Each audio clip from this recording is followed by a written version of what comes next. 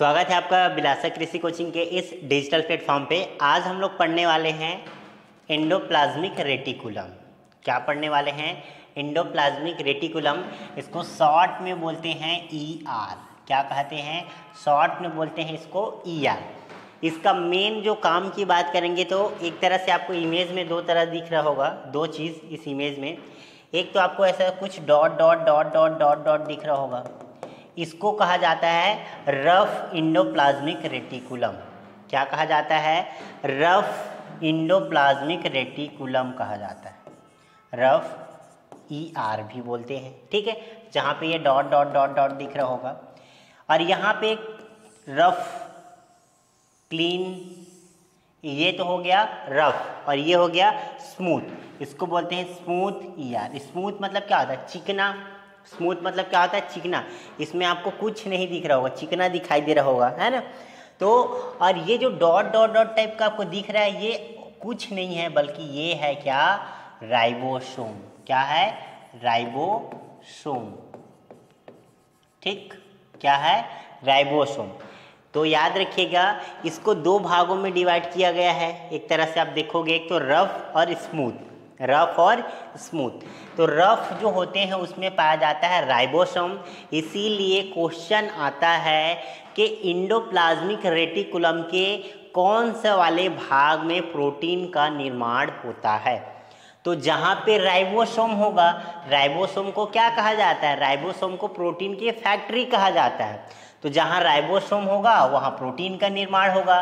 तो रफ जो ER है उसमें प्रोटीन का निर्माण होता है, और स्मूथ वाले होते हैं उसमें प्रोटीन का निर्माण नहीं होते हैं। अब प्रोटीन के निर्माण नहीं होते हैं तो इसमें क्या होते हैं? तो इसमें होता है वसा का निर्माण, यानी कि लिपिड, या आप बोल सकते हैं फैट। तो फैट का जो सिंथेटिक होता है वो कहाँ होता है? वो स्मूथ वाले। अब देखो एक चीज़ और याद रख सकते हैं, वसा जो होते हैं या लिपिड होते हैं वो कैसे होते हैं? स्मूथ, चिकना होते हैं। तो ये याद रखना, ठीक। और प्रोटीन जो होते हैं वो थोड़ा रफ होते हैं, ऐसे करके। तो रफ यानी कि रफ वाला ER वाला जो रहेगा वहाँ पे प्रोटीन बनेगा, और यहाँ पे क्या बनेगा? वसा बनता है। क्या बनता है? वसा। तो इस बात को याद रखिएगा। और इसकी स्ट्रक्चर की बात करेंगे तो ये जो होता है इंडोप्लाज्मिक रेटिकुलम, ये क्या होता है? चपटे होते हैं। चपटे होते हैं और थैलीनुमा और आपस में मिले हुए नालिका टाइप का जालिका होते हैं, ठीक है, एक तरह से आप देख रहे होंगे। और इसको फिर अलग अलग भागों में डिवाइड किया गया है। इसको 3 भागों में डिवाइड किया गया है। जो कंपोनेंट है इसका 3 भाग है। पहला जो है सिस्टर्नी। सिस्टर्नी क्या होता है? तो इस तरह से आप देख रहे होंगे, ऐसा जो बना हुआ है, ठीक, ये जो है इसको बोलते हैं सिस्टर्नी। क्या बोलते हैं? सिस्टर्नी। लंबी, चपटी और अशाखित। अशाखित देखो, ये किसी में ब्रांचेज नहीं है ये, तो इसको बोलते हैं क्या? सिस्टर्नी। वेसिकल, ये आपको स्पष्ट रूप से इसमें दिख रहा होगा। वेसिकल्स क्या होते हैं? अंडाकार झिल्ली, ये है वेसिकल। ट्यूब क्या है? इस तरह से आप ट्यूब लाइव स्ट्रक्चर देख रहे हैं, ये है क्या? ट्यूब्स। इसमें आप स्पष्ट रूप से देख सकते हैं, ये जो रहते हैं इसको ट्यूब लाइक। तो इस तरह से इसका 3 भागों में डिवाइड रहता है, या 3 कंपोनेंट होते हैं, सिस्टर्नी, वेसिकल्स और एक है ट्यूब्स। क्या है? ट्यूब। इंडोप्लाज्मिक रेटिकुलम का मुख्यतः 3 काम है। एक तो होता है मैकेनिकल सपोर्ट करने का काम करता है, इसीलिए याद रखिएगा इसको इंडोप्लाज्मिक रेटिकुलम को क्या कहा जाता है? इसको आंतरिक कंकाल कहा जाता है। क्या कहते हैं? आंतरिक कंकाल कहते हैं, क्योंकि ये अंदर से क्या करते हैं? सपोर्ट प्रदान करते हैं। नीचे से देखो, एक तरह से पिलर्स जानते हो जो घर वगैरह में जैसे लगा हुआ रहता है या लकड़ी का बनाए रहते हैं, तो एक तरह से सपोर्ट देने का काम करता है, ठीक है, उसी तरह से, ठीक है, ये पिलर्स होते हैं, अंदर से सपोर्ट प्रदान करते हैं। इसी वजह से इसको आंतरिक कंकाल कहते हैं। और ये 2 चीज़ों का निर्माण करते हैं। एक तो है प्रोटीन का, किसका? प्रोटीन का निर्माण करते हैं। अब प्रोटीन का निर्माण किधर करते हैं? ये जो रफ वाला दिख रहा होगा, जहाँ पे कुछ कुछ आपको दिखाई दे रहा है, ये रफ में क्या है? राइबोसोम है। तो यहाँ प्रोटीन का निर्माण करते हैं। और ये स्मूथ स्मूथ जो दिख रहा होगा, स्मूथ में करते हैं फैट यानी कि लिपिड का निर्माण करते हैं। ये इनका मुख्य काम होते हैं। यही तीनों जो क्वेश्चन आते हैं, पहला मैकेनिकल सपोर्ट का काम करेंगे, ठीक है। इंडोप्लाज्मिक जो होते हैं याद रखिएगा, गोल्गी बॉडी का भी निर्माण करते हैं। गोल्गी बॉडी जो है उसके समान सेम संरचना होते हैं और ये गोल्गी बॉडी का निर्माण करते हैं। इसको याद रखिएगा, ये जो साइटोप्लाज्म है उसमें विस्तृत रूप से ये फैला होता है। साइटोप्लाज्म में जो ER होते हैं वो पूरी तरह से विस्तृत रूप से फैला होता है। साइटोप्लाज्म मतलब जो लिक्विड रहता है उसमें पूरी तरह से फैला होता है। इसको और किस नाम से जाना जाता है, तो इसको सिस्टम ऑफ मेम्ब्रेन्स के नाम से जाना जाता है।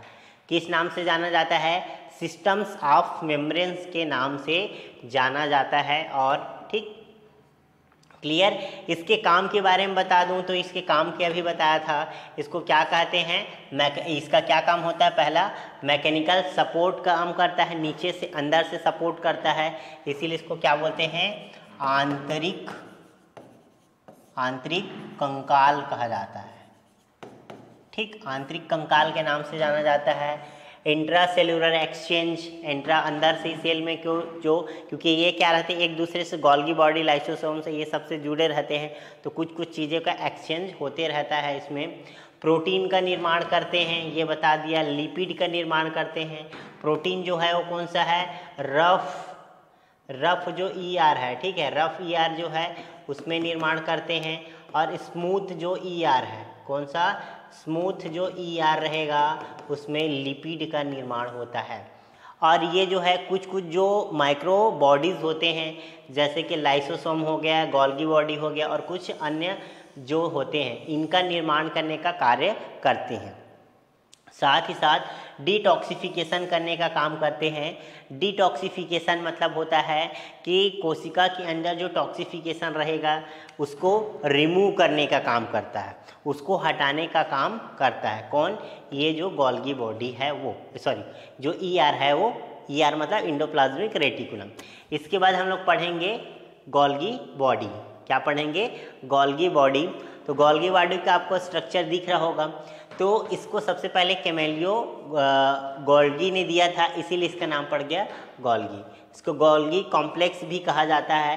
इसका स्ट्रक्चर आप देख सकते हैं 2D में और 3D में। और इसको अन्य नाम से भी जाने जाते हैं जैसे लिपोकांडिया, लाइपोकांडिया। लाइपो मतलब याद रखिए लिपिड, लाइपो मतलब लिपिड। तो जब लिपिड बहुत ज़्यादा रहता है इसमें, जिसकी वजह से इसको लिपिड्स की अधिकता होने के कारण इसको लिपोकांडिया बोलते हैं। कैमिलो गोल्गी ने इसको सबसे पहले बार कहाँ पे देखा था, तंत्रिका कोशिका।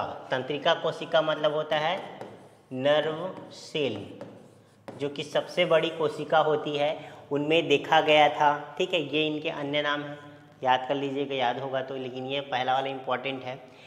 इसके आप स्ट्रक्चर की बात करेंगे तो एक होता है सीस फेस और दूसरा होता है ट्रांसफेस। सीस फेस और ट्रांसफेस। अब ये सीस फेस और ट्रांसफेस ये क्या होता है, ये हम लोग देखते हैं। देखो, गोल्गी बॉडी जो होते हैं ये 3 भागों में डिवाइड रहता है। एक होता है सिस्टर्नी। तो सिस्टर्नी तो समझ गए होंगे, ये इस तरह से जो स्ट्रक्चर रहेगा, इस तरह से जो स्ट्रक्चर रहते हैं, जैसे कि आप अभी ER में देखे थे, ठीक, इंडोप्लाज्मिक रेटिकुलम, उसमें भी जो स्ट्रक्चर थे इस तरह से, उसको बोलते हैं सिस्टर्नी। अब ये जो एक होगा सीस फेज और दूसरा है ट्रांसफेज। सतह जो केंद्र की ओर हो, केंद्र की ओर हो मतलब इधर बीच की ओर, ठीक है, जिसका सतह इस तरह से उसका सतह केंद्र की ओर हो, उसको बोलते हैं सीस फेस। क्या बोलते हैं, सीस फेस मतलब इधर का सीस फेस। और ट्रांसफेस किसको बोलेंगे, ये वाले साइड को क्या बोलते हैं, इस साइड वाले। देखो जैसे इसमें आपको दिख रहा होगा स्पष्ट रूप से सीस फेस, और ये होता है ट्रांसफेज। इस साइड को अपोजिट किसके को, ट्रांसफोज, और उस साइड को क्या बोलते हैं, सीस फेस। ठीक है, या आप इसमें देखिए, इसमें आपको स्पष्ट रूप से दिखाई दे रहा होगा कि सीस फेस क्या होगा और ट्रांसफेज। तो ये जो इस तरह से स्ट्रक्चर होगा इधर का, इसको बोलते हैं सीस फेस, और इधर का जो स्ट्रक्चर होगा इसको बोलते हैं ट्रांसफेस। ठीक, अब मेन इंपॉर्टेंट है गोल्गी बॉडी का ये इसका होता है वो है क्या है इसका काम। तो इसमें आप इसको देख के तो समझ जा रहे होंगे ये क्या कर रहा है, इधर से कुछ कुछ जो चीज़ें रहे वो आ रहे जा रहे आ रहे जा रहे। इसका मतलब ये होता है कि इसका काम होता है परिवहन करने का। क्या काम होता है? परिवहन, ट्रांसपोर्ट करने का काम होता है। अब ये ट्रांसपोर्ट करने का काम कैसे करता होगा? मान लीजिए देखो हमारे बॉडी में पूरा एनर्जी की ज़रूरत पड़ता है। जैसे कि अब जो चलने वाला है, बहुत दौड़ता है या बहुत तेज़ी से चलता है, उसको एनर्जी कहाँ ज़रूरत पड़ेगा? पैरों में पड़ेगा। मैं बार बार अभी आप लोगों को समझा रहा हूँ या बोल रहा हूँ तो मुझे कहाँ पे एनर्जी की ज़रूरत पड़ रहा है? यहाँ जीभ में, है ना। अब ऐसा है कि ये एनर्जी को यहाँ से वहाँ तक ले जाने का काम कौन कर रहा है? तो उसको ले जाने का काम कर रहा है गोल्गी बॉडी। अगर देखो अगर ऐसा रहता कि एनर्जी जो होता है ट्रांसफ़र करने का काम किसी के द्वारा नहीं किया जाता, तो अब ये जो जीव जो है बार बार बोल रहा है, एक टाइम के बाद ये क्या हो जाता है ऐसे, ठीक। या जो दौड़ने वाला है वो एक टाइम के बाद क्या होगा, उसका एनर्जी पूरा लॉस हो जाएगा। तो उस एनर्जी को एक जगह से दूसरी जगह ट्रांसफ़र करने की किसी की ज़रूरत पड़ता है, तो वो करता है कौन? Golgi body. तो मेनली इसका याद रखना ट्रांसफ़र करने का काम करता है। अगर ये ट्रांसफ़र, क्योंकि देखो माइटोकॉन्ड्रिया तो अपना एनर्जी बना दिया, अब जो एनर्जी बनाने के बाद वो एक जगह से दूसरी जगह उसको ट्रांसफ़र करने का काम कौन करेगा? तो गोल्गी बॉडी करता है। तो गोल्गी बॉडी का मेन काम याद रखिएगा, ट्रांसपोर्ट का काम करते हैं। इसीलिए इसको पोस्ट ऑफिसर या पोस्ट ऑफिसर भी कहा जाता है, क्योंकि ये क्या करता है? एक जगह से दूसरी जगह पहुंचाने का काम करता है, ठीक। तो ये क्या काम करता है? मैक्रोमोलिक्यूल्स जो होते हैं उनको बाहर भेज देता है। मैक्रोमोलिक्यूल्स को क्या कर देता है? बाहर भेज देता है। इसीलिए मिडिलमैन या ट्रैफिक का भी काम करता है। जो खराब जो चीज़ें होते हैं या मैक्रोमोलिक्यूल्स होते हैं उनको बाहर भेज देता है, जिसकी वजह से इसको क्या बोलते हैं? मिडिलमैन या ट्रैफिक पुलिस के नाम से भी जाना जाता है। तो मेन इसका काम यही है कि परिवहन करना, एक जगह से दूसरी जगह ट्रांसफ़र करना, ये काम है। बाकी तो जो सिर्फ पुस्तकी भाषाएं हैं, ठीक है। Thank you so much.